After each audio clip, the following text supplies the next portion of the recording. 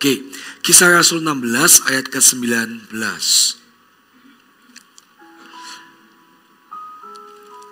Bapak, Ibu sekalian yang ada di sini, sebelum kita baca ayat ini, ketahuilah terkadang memang ada hal-hal di hidup kita itu yang terjadi di luar kendali kita. Dan pada saat itu terjadi, kita sedang dibawa dalam sebuah keadaan yang kayak gak ada jalan keluar.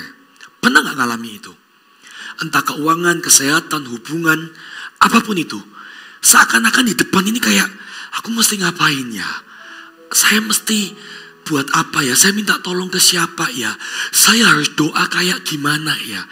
Terkadang sampai satu titik, keadaan diizinkan. Kita nggak tahu ini nanti ujungnya mau kemana. Pernah nggak ngalami itu? Nah, disinilah respon kita tuh sangat penting. Jangan sampai di tengah-tengah kondisi yang seperti itu, kita menambah kesalahan baru. Apa itu? Salah respon. Kita mengalami masalah, kita mengalami tantangan, itu adalah satu bagian di hidup kita. Tapi pada waktu kita mengalami itu dan kita berespon salah, kita akan nambah masalah baru, Bapak Ibu. Contohnya, orang-orang dengan kondisi ada masalah kemudian berespon salah. Apa itu? Biasanya beberapa orang akan melepaskan Tuhannya. Melepaskan pegangannya. Logikanya gini. Kalau kita itu punya, di dekat kita itu ada tiang, kita tuh pegangan sama tiang itu.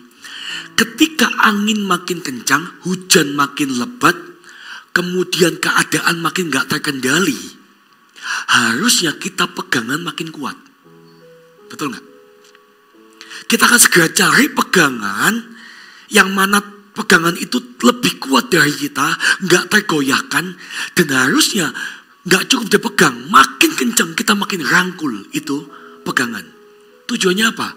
Supaya kita gak lewat, supaya kita gak ikut di dalam arus angin itu, supaya kita gak binasa. Nah, kalau logikanya harusnya normalnya kayak gitu, kenapa pada waktu kita ikut Tuhan malah sebaliknya? Ketika kita menghadapi sebuah keadaan yang sulit, keadaan yang makin kencang, bahasanya badai makin kencang menerpa hidup kita, kenapa kita makin lepaskan?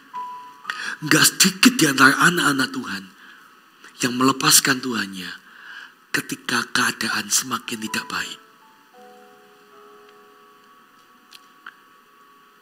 Bagian pertama, respon yang salah adalah melepaskan pegangan kita kepada Tuhan.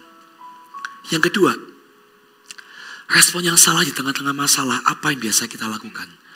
Cari alternatif. Aku punya Yesus, tapi kalau ini gak kunjung ada jalan keluar, yang lain mungkin juga boleh. Bapak Ibu, Tuhan yang kita sembah bukanlah sekedar Tuhan yang kita perlukan untuk menjawab kebutuhan kita. Ingat, kita ikut Tuhan bukan tentang kebutuhan kita. It's more than our needs. Lebih dari sekedar kita punya kebutuhan, keinginan, jawaban. Tuhan kita melebihi itu. Kita sama Tuhan itu hubungan. Jangan diukur dari kebutuhan. Kayak papa sama anak, papa mama sama anak.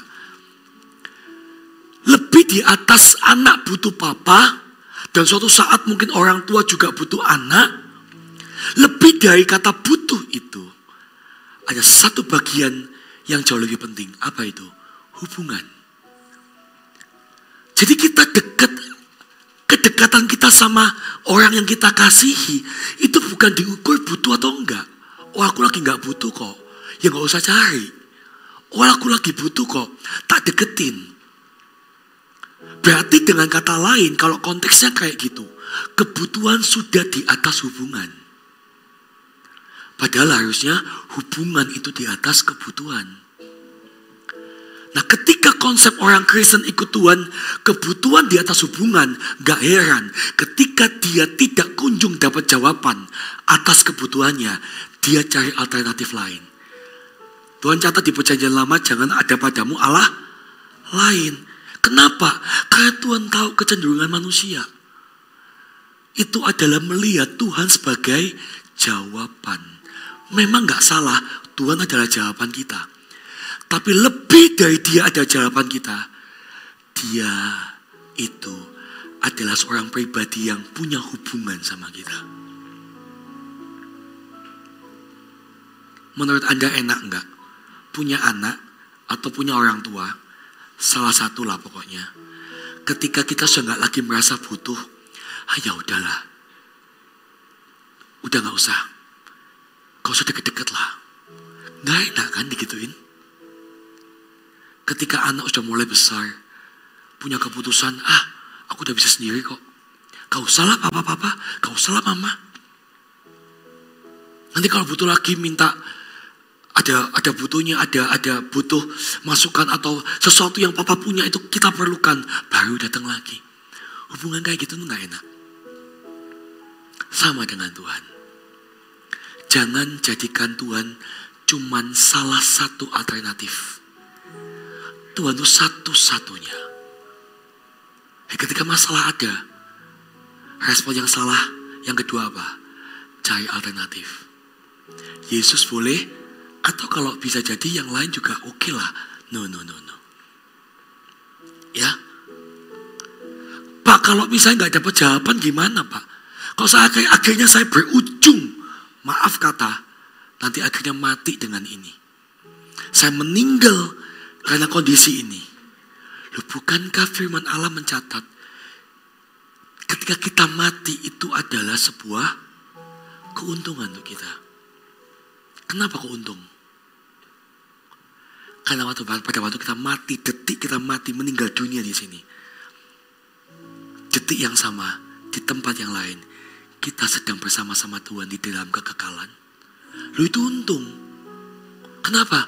Karena selama-lamanya kita itu hidup bersama-sama dengan Tuhan. Kenapa seseorang demi pengen hidup, dia menghalalkan segala cara, padahal hidup yang sesungguhnya itu bersama dengan Tuhan. Saya gak bilang kalau sakit gak usah berusaha loh ya. Berusahalah.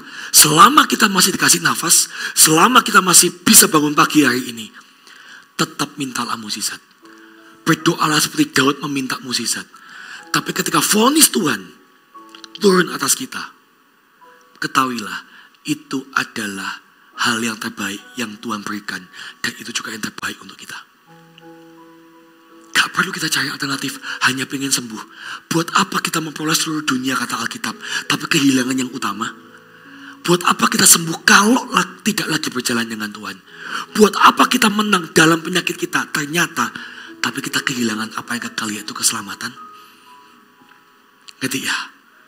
Masalah harus dihadapi, tetap satu ini, pegang Tuhan dan jangan berubah. Yang ketiga, respon yang salah itu apa ketika kita mengalami sebuah keadaan yang tidak terpecahkan? Marah dan pahit. Gak ninggalin Tuhan sih, gak cari alternatif sih, tetap ibadah, tetap ikut Yesus, tapi ikutnya dalam kondisi marah sama Tuhan dan pahit sama Tuhan. Ini juga gak dibenarkan. Bapak Ibu, jangan terburu-buru marah sama Tuhan untuk sesuatu yang kita gak pahami. Kita ngalami sesuatu, kita marah sama Tuhan. Belum tentu loh itu jelek buat kita. Kita ini makhluk hidup yang disamakan, diibaratkan di Alkitab kayak domba. Tahu gak kenapa kita disamakan kayak domba? Domba itu punya ciri khas, penglihatannya jelek, tapi pendengarannya bagus. Kenapa Tuhan kasih ilustrasi kita domba-domba Allah? Sebab penglihatan kita tentang hidup kita sangatlah buruk. Kita gak bisa melihat dengan jelas. Nah, penglihatan buruk ini yang kadang jadi tolak ukur kita untuk melihat sesuatu. Kita nggak percaya apa yang Tuhan lihat. Seringkali orang Kristen salah paham ketika ngalami sesuatu yang dia nggak ngerti. Dia langsung marah sama Tuhan. Dia pahit sama Tuhan. Padahal ujungnya ternyata di balik semua itu Tuhan membawa kebaikan. Hanya karena Anda belum melihat, bukan berarti apa yang Anda alami itu tidak baik.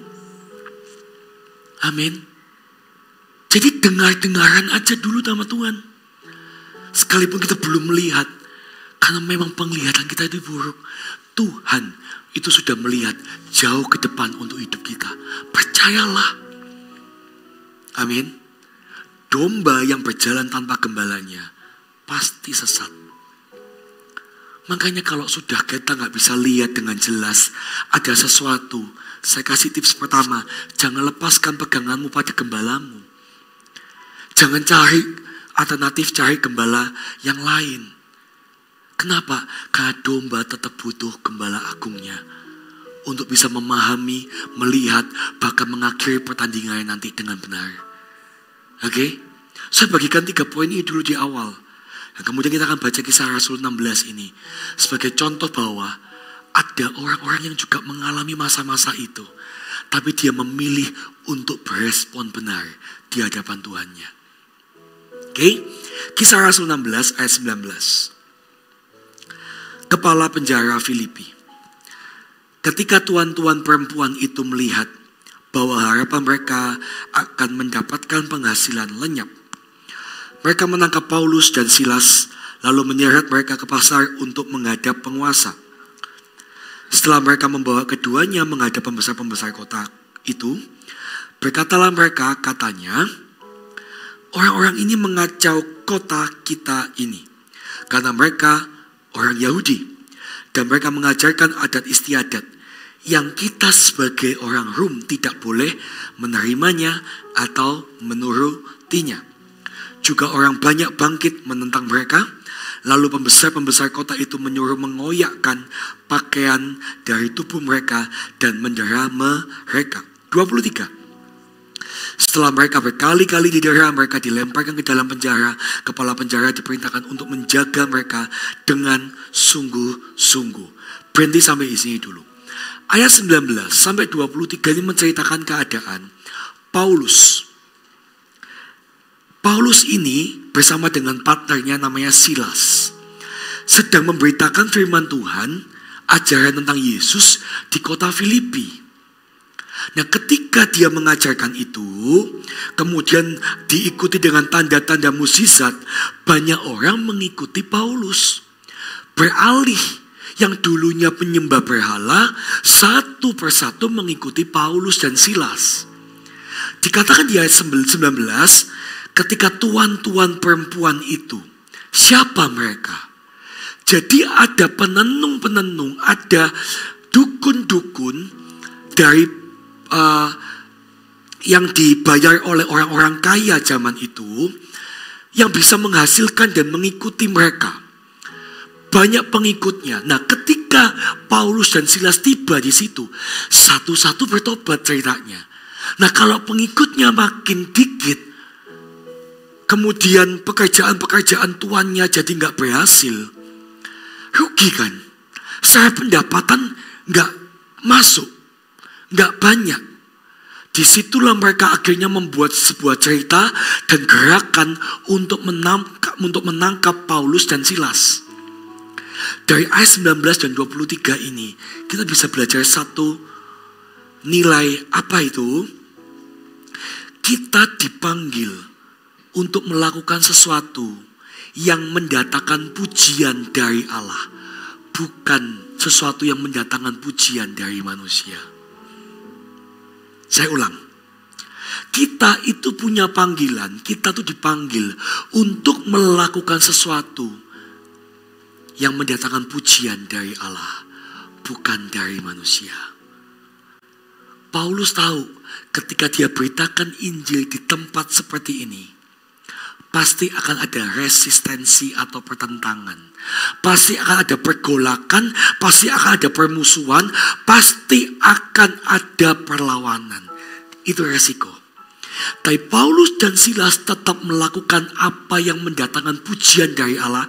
Singkatnya, dia tetap memilih apa yang benar ketimbang aman. Bapak Ibu, tahukah GMS buka gereja di kota-kota itu bukan sekadar mungkin orang yang gak kenal visi, gak tahu visi kita akan melihat, wah ini pengen makin banyak nih GMS. Tahukah? Di setiap kota itu banyak orang butuh diselamatkan. Dan kami gak nganggur Bapak Ibu. Membuka gereja di setiap kota itu berarti kita sedang membuka perlawanan bagi setiap kita. Barusan kemarin weekend, kami dikabari satu gereja kami di satu kota didatangi oleh banyak oknum, dipaksa untuk tutup, dipaksa untuk berhenti beribadah. Udah beberapa kali dalam tahun ini, dan terakhir saya ceritakan yang fresh aja, barusan terjadi. Anggota FKUB datang membela dan menjelaskan kepada orang-orang dan oknum-oknum ini, mereka tetap gak mau mendengarkan, mereka teriak lebih keras. Sampai suatu titik, puji Tuhan, Tuhan itu utus pemimpin-pemimpin rohani di sana, gembala yang standby di sana itu Tuhan kasih hikmat, kasih keberanian, roh yang menyala-nyala, dengan berani dia berkata seperti ini. Poin pertama saya mau bicara, silahkan kalau anggota kota ini atau pemerintah menutup ibadah di tempat kami, tapi kami berhak dicarikan tempat yang baru untuk beribadah dan dibangunkan, sebab kami sudah memberikan dana kami untuk membangun gereja ini. Poin pertama, sediakan tempat baru dan saya minta semua ready untuk ibadah. Kami akan pindah. Poin kedua, jika poin pertama tidak dilakukan, kami memiliki kebebasan beragama dan beribadah. Seperti dia tuliskan undang-undangnya, semua detailnya. Dia jelaskan, kalian punya hak dan itu ditanggung dan dijaga dan dijamin keamanannya oleh aparat. Dua poin ini silakan bicara dan rundingan sendiri. Kami akan tetap ibadah. Mengalami resistensi, mengalami perlawanan. Kayak Paulus dan Silas. Gak kesenangan Bapak Ibu. Orang bilang, oh GMS tuh cari nama. Kayak gitu-gitu gak usah ditanggapi. Maka hamba-hamba Tuhan GMS dilatih. Kayak gitu-gitu gak usah diladeni. Gak ada habisnya. Karena mereka gak kenal, mereka gak tahu. Sebenarnya gak keenaan kok buka gereja. Tantangannya itu besar. Tapi demi misi, demi amanat agung, kami lebih baik rela disalahpahami dan tetap mengerjakan yang seperti ini. Karena orang-orang butuh keselamatan. Kami melakukan apa yang mendatangkan pujian dari Allah, bukan dari manusia. Ya, setiap kali ada GMS, kok ada pergolakan Pak? Gak tahu. GMS yang gak pernah cari masalah. Saya tuh kabarkan Injil. Saya tuh ngomong tentang firman Tuhan. Saya ngomong tentang pertobatan. Tiba-tiba aja orang-orang satu demi satu berubah, bertobat. Lebih baik hidupnya dipulihkan. Aneh kan? Hal yang baik terjadi, tapi ada resistensi. Tahu gak kenapa? Karena iblis selalu tidak suka dengan perubahan lebih baik. Selama gereja ini mengerjakan apa yang benar, percayalah, iblis akan terus kebakaran jenggot. Karena kebenaran selalu mengusik iblis. Makanya gereja kita gak boleh berhenti melakukan apa yang baik. Terinspirasi dari rasul-rasul ini juga. Ya, ayat 19-23, tetap lakukan apa yang benar. Jangan ubah warnanya. Anda sebagai pemimpin CG, sponsor kah, CGL kah, coach kah, kemudian teman-teman minta, gak usah kayak gitulah. Kita buat CG yang enak aja, yang bisa menerima semua orang. Gak usah ngomong yang terlalu ekstrim. Gak usah ngabarkan Injil yang membuat orang itu kayak hatinya nih gak enak. Jangan. Kita bukan tempat kumpul-kumpul Bapak Ibu. Tempat ini untuk mengubah kehidupan orang.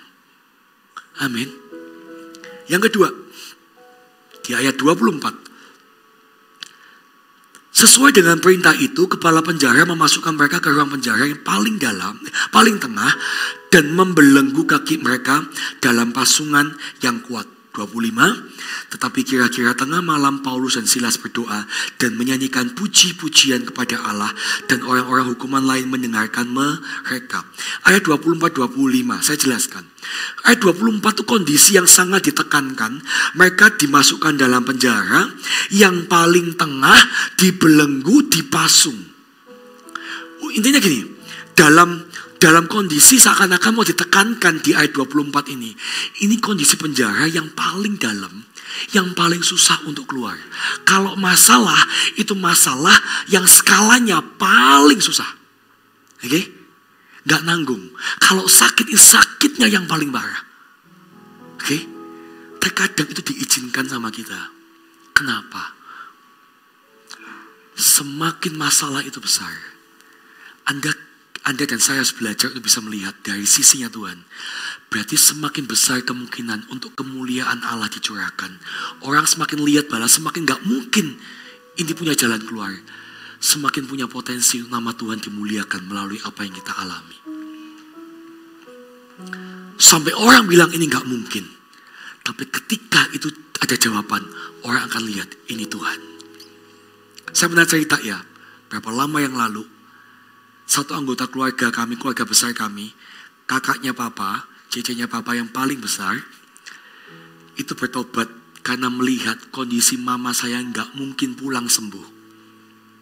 Mama saya udah tergeletak, bed rest, semua kuning, gagal operasi dari di sini, dibawa ke Singapura, dibilang nggak ada harapan. Dan saya panggil cici papa tuh Ako saya itu, tante itu, ngomong sendiri sama papa saya. Aku baru kali ini melihat orang sudah diambang kematian. Aku gak pernah loh nemenin orang sakit sampai kayak gini. Kalau sampai istrimu pulang dan istrimu sembuh, aku percaya Yesusmu. Dia ngomong sendiri, Tuhan jawab. Dalam semalam Bapak Ibu, mama saya sembuh loh. Pulang itu, saya menepati perkataannya. Dia datangi teman-temannya, dia ceritakan yang iparnya alami, dia ajak satu orang demi satu orang, dan minggu itu mendadak, minggu demi minggu, bulan itu, gereja jadi penuh. Tahu gak siapa yang nginjil? Saya yang belum percaya Tuhan itu, mendadak langsung percaya Tuhan, karena melihat ini bukan manusia, ini Tuhan. Dan ini terjadi atas Paulus dan Silas. Kita baca di ayat 25. Tetapi kira-kira tengah malam Paulus dan Silas berdoa dan menyanyikan puji-pujian kepada Allah, dan orang-orang hukuman yang lain mendengarkan mereka. Banyak hal bisa diambil dari kita. Kebebasan kita, kemudian kayak seakan-akan harta kita, sukacita kita, semua boleh dihimpit. Banyak hal bisa diambil dari hidupmu. Tapi satu hal yang tidak pernah bisa diambil daripadamu. Apa itu? Puji-pujian kepada Allahmu. Itu bisa tetap ada di hidup kita. Hanya satu itu. Makanya Tuhan kan pernah bilang kepada Marta, Marta, kamu itu menyibukkan diri, kamu tuh habis waktu dengan hal-hal yang gak seharusnya. Lihat tuh Maria memilih bagian yang terbaik, yang apa? Tidak pernah bisa diambil daripadanya. Ada satu bagian yang gak pernah bisa diambil daripada hidup kita. Apa itu? Kita punya bakti, dan kita punya syukur, kita punya pujian penyembahan kepada Allah. Itu gak pernah bisa diambil. Siapakah bisa memisahkan kita dari Tuhan? Ketelanjangankah? Penyakitkah? Masalahkah? Firman Allah catat, tidak ada yang bisa pisahkan kita dari Allah kita. Amin. Di ayat 25, tetap di ayat 25. Justru kualitas puji-pujian Silas dan Paulus hari itu menunjukkan bahwa puji-pujian mereka adalah puji-pujian sejati. Puji-pujian yang murni mereka bisa naikkan. Kenapa? Karena pujian yang dinaikkan dalam kondisi tidak bisa memuji, itu kualitasnya berbeda Bapak Ibu. Saya ulang ya. puji-pujian yang engkau naikkan di saat engkau gak bisa memuji, itu kualitasnya berbeda.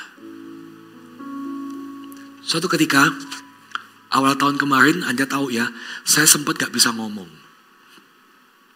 Suara saya sempat hilang. Saya itu nangis sama Tuhan. Saya ini pendeta atau gembala yang punya kebiasaan kalau khotbah itu nyanyi, ada nyanyinya. Karena dulu memang saya awal-awal melayani Tuhan juga di dalam pelayanan pujian penyembahan.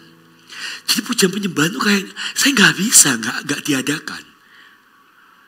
Suatu saat saya nggak bisa nyanyi, Bapak Ibu. Bukan nggak mau, nggak bisa. Mencapai nada-nada tertentu itu saya nggak bisa. Saat teduh, kami itu 1 minggu ada beberapa kali janjian sama istri untuk saat teduh bersama. Sisanya saat teduh sendiri. Waktu bersama gitu ya, Yesus saya nyanyi. Biasanya kita berdua nyanyi. Saya gak bisa ngikuti. Saya nangis hari itu. Kemudian saya saat teduh sendiri lagi. Saya merasa ada yang diambil dari hidupku. Ternyata saya salah. Saya terjebak dengan pikiran saya. Tiba-tiba di dalam keheningan itu, Tuhan bicara sama saya. Yang hari ini seakan-akan terambil di hidupmu itu suaramu. Tapi puji-pujian dan sembahmu kepadaku, itu masih ada di hidupmu. Saya itu dalam kondisi suaranya sangat pelan, hampir tidak bersuara. Saya angkat tangan, saya memuji Tuhan. Saya nangis di situ. Ternyata puji-pujian itu gak ditentukan dari kondisi ya. Saya sebut momen itu adalah my silent worship. Worship yang benar-benar hening di hidup saya. Tapi saya tetap merasakan hadirat Tuhan. Saya bilang, musik, suara itu menentukan hadirat Tuhan di hidup kita. Gak. Itu membatasi kita memuji menyembah Tuhan. Tidak. Termasuk masalah tidak bisa mengambil pujian penyembahan yang kita miliki untuk Tuhan. Pilihlah untuk tetap melakukan apa yang benar.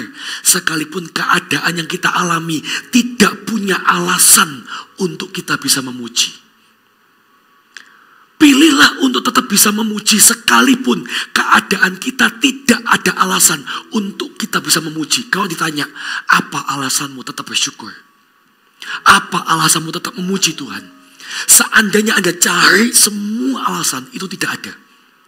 Saya mau kasih tahu, tetap pilihlah untuk melakukan apa yang benar, tetap pilihlah untuk memuji sekalipun kita tidak punya alasan untuk bisa memuji lagi. Kita memuji sebab dia layak untuk dipuji. Itu aja. Amin. Karena perbuatan kita, tahukah, kan dikatakan di sana, ketika mereka memuji, orang-orang lain mendengar. Ketika kita melakukan itu, perbuatan yang kita lakukan akan menginspirasi dan menguatkan orang lain. Kemarin sore saya barusan selesai ibadah voltage. Anak-anak kelas 4 sampai 1 SMP ibadah tentang expressive worship. Salah satu poin dibagikan, kenapa kita mesti ekspresif? Kenapa kita mesti berekspresi ketika menyembah? Poin pertama dijelaskan bahwa karena Tuhan lebih dahulu mengekspresikan cintanya kepada kita. Jadi wajar kalau kita membalas ekspresi kita kepada Tuhan. Yang kedua ini, karena ekspresi kita dapat menginspirasi dan memberkati orang lain untuk bisa ikut menyembah Tuhan. Saya jadi ingat tiba-tiba waktu saya sampaikan poin itu kepada anak-anak voltage kemarin. Tahun 2000-an awal, Anda bapak-bapak ibu-ibu yang tahu sosial media sebelum Facebook apa? Friendster. Ketahuan kita angkatan berapa. Kemarin saya tanya anak-anak voltage, tahu Friendster? Hah, ada ya? Apa itu? Gitu ya. Kayak benda purbakala ya. Padahal baru tahun 2000-an awal gitu ya. Friendster sudah tidak eksis sekarang. Di zaman itu ada wall-nya. Bisa nulis. Temanmu ini kayak apa sih? Kita bisa tulis gitu kan. Nah, Suatu saat di CG, selain di Friendster itu, terus di CG, kami icebreaker-nya itu menulis. Misalnya saya dapat namanya Edi dapat namanya Elin dapat namanya Lili gitu ya. Terus nama siapa itu kita tuliskan, apa pendapatmu tentang temanmu di CG ini. Ya kan, tulis. Nah saya nggak tahu siapa yang dapat nama saya. Dan setelah ditulis ditempel. Untuk teman-teman CG nanti pulang bisa lihat. Kesan pesannya untuk orang-orang CG itu apa? Untuk kita lebih kenal sama si A si B. Saya kaget dong waktu saya baca seseorang yang tulis tentang saya.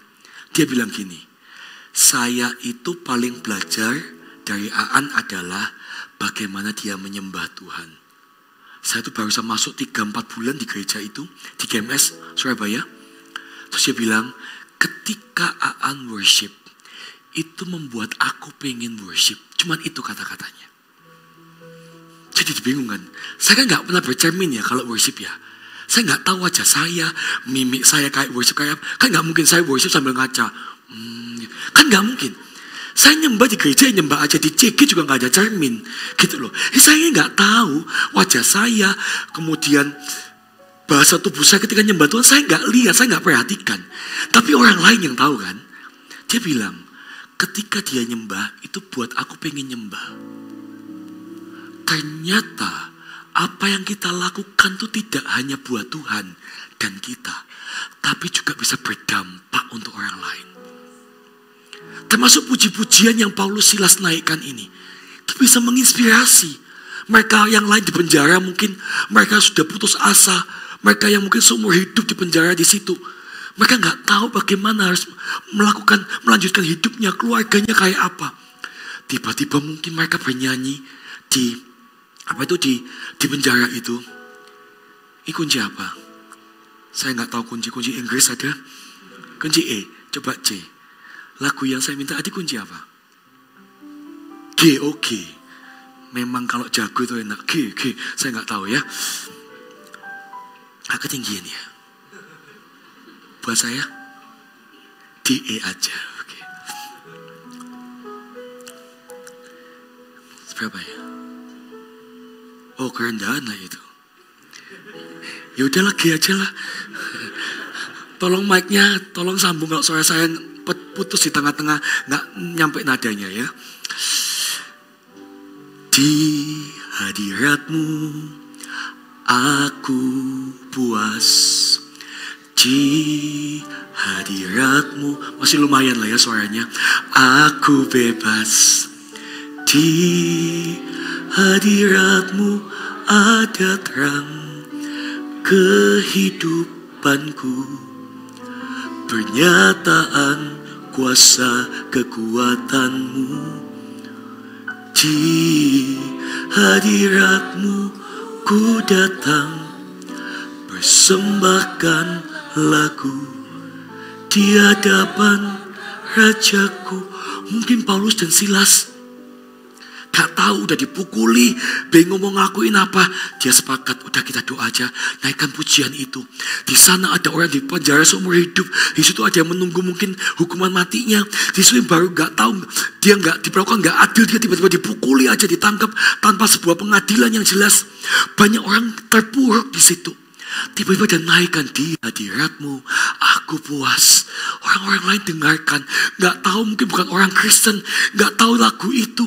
Tapi ketika Paulus dan Silas menaikkan pujian itu, lagu mereka boleh gak tahu, tapi hadirat Tuhan mereka pasti kenali. Lagu orang banyak mungkin gak tahu apa yang sedang Anda nyanyikan, tapi hadirat Tuhan gak bisa orang gak merasakan. Dan tiba-tiba di situ, ayat berikutnya, 27. Ketika, 26. Akan tetapi terjadilah gempa bumi yang hebat, sehingga sendi-sendi penjara itu goyah. Dan seketika itu juga terbukalah semua pintu dan terlepaslah belenggu mereka semua.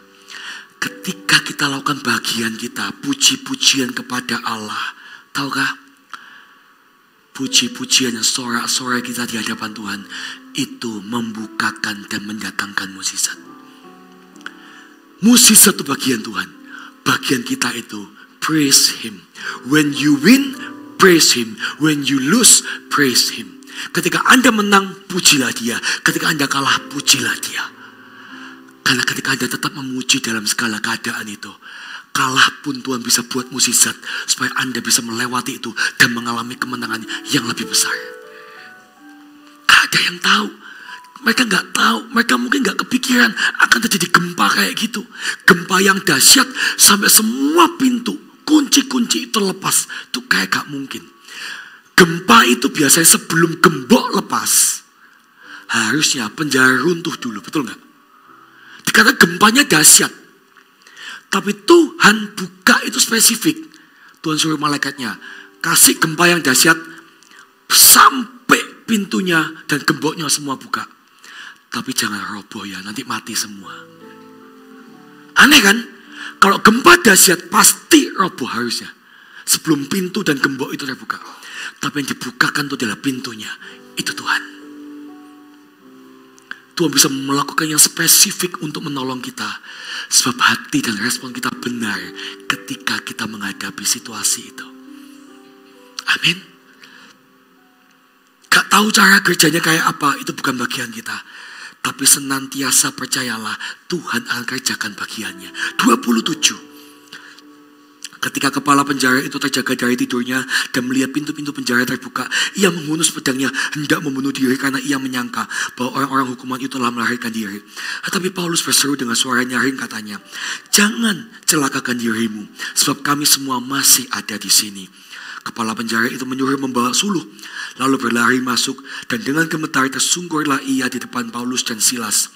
Ia mengantar mereka keluar sambil berkata, "Tuhan, apakah yang harus aku perbuat supaya aku selamat?" Sampai sini dulu.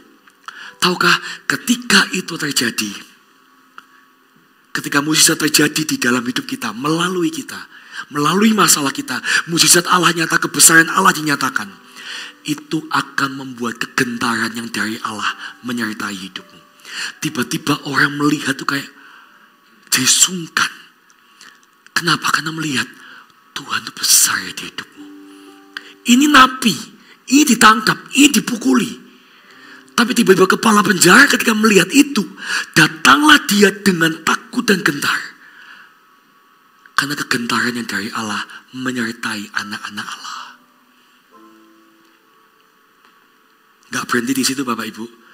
Mukjizat pertama terjadi, Paulus dan Silas dilepaskan. Tapi mukjizat yang kita alami itu tidak hanya berhenti untuk kita, tapi juga untuk orang-orang sekeliling kita. Coba baca ayat 31. Jawab mereka, "Percayalah kepada Tuhan Yesus Kristus dan engkau akan selamat, engkau dan seisi rumahmu." Lalu mereka memberitakan firman Tuhan kepadanya dan kepada semua orang yang ada di rumahnya. Pada jam itu juga kepala penjara itu membawa mereka dan membasuh bilur mereka. Sekitar itu juga ia dan keluarganya memberi diri dibaptis. Paulus gak pernah tahu rencana Tuhan bahwa penangkapan Paulus dan Silas bukanlah tentang Paulus dan Silas. Penyanderaan Paulus dan Silas bukanlah tentang Paulus dan Silas. Tapi karena Tuhan mau melalui acara penangkapan ini, ada satu keluarga diselamatkan. Makanya saya bilang di awal, kita itu domba yang penglihatannya jelek. Kalau Paulus dan Silas hanya melihat, kenapa aku ditangkap, aku udah beritakan Injil, kenapa aku dipukul, kenapa aku dianiaya, kenapa ini jadi bagian anak-anak Tuhan. Dia gak ngomong itu. Karena dia tahu, aku bisa jadi salah lihat.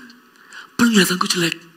Ternyata dibalik semua yang belum mereka lihat itu, penangkapannya adalah karena Tuhan mengasihi kepala penjara Filipi dan seisi keluarganya. Malam itu juga mereka diselamatkan dan dibaptis. Keren ya Tuhan ya. Makanya apa yang kita alami itu gak hanya untuk kita, tapi Tuhan bisa pakai apa yang kita alami untuk orang lain. Betapa kita dipakai Tuhan berdampak buat Allah yang gak terduga. Lupa aku cuma gini-gini tok, lupa masa bisa Tuhan pakai aku. Jangan salah. kita boleh biasa. Allah kita yang luar biasa itu sanggup pakai siapapun untuk memberkati orang lain. Jadi hari ini jangan terpuruk di masalahmu. Jangan terpuruk dengan keadaanmu. Sebab Anda harus tahu, ketika saya punya respon yang benar, Allah akan turun tangan. Ketika Allah turun tangan, bukan hanya masalahku yang selesai, tapi apa yang ku alami membawa kemuliaan Allah ini akan membawa orang lain pun akan percaya Tuhan. Amin. Saya minta PAW boleh ready ke atas. Saya tutup dengan ini. Ingat gak ada satu cerita yang saya angkat tentang tante saya yang bertobat.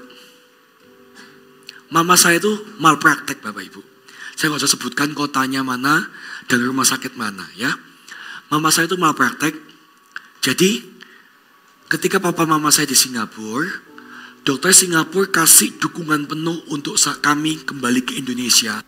Kembali ke kota dan rumah sakit, termasuk dokter dan semua tim yang mengoperasi mama untuk melancarkan tuntutan. Dan dua rumah sakit di Singapura ini backup dengan semua data dan segala sesuatunya. Tapi tahukah, ketika papa saya hendak mengerjakan keinginan hatinya itu, mama saya telepon, karena mama saya harus bed rest dulu setelah sembuh itu. Mama saya bilang seperti ini, sudah, kamu jangan lanjutkan lagi apa yang hendak kamu lakukan untuk orang-orang itu. Mungkin aku memang mengalami malpraktek. Aku gak tahu dokter itu sengaja atau tidak. Anggaplah tidak sengaja. Atau kamu mau anggap itu sengaja, boleh, silakan. Bilang sama papa saya.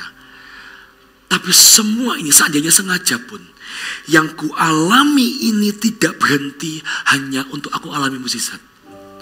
Mama saya dengan sederhana bilang gini, lihat tuh, Cecemu sekarang percaya Tuhan melalui apa yang ku alami. Ini mendatangkan kemuliaan bagi Allah dan keselamatan untuk orang lain. Tahukah bahwa ketika sikap hati kita benar, kita bisa melihat Allah itu berperkara. Puji-pujian di masa sukar tidak pernah bisa diambil dari hidup kita. Amin.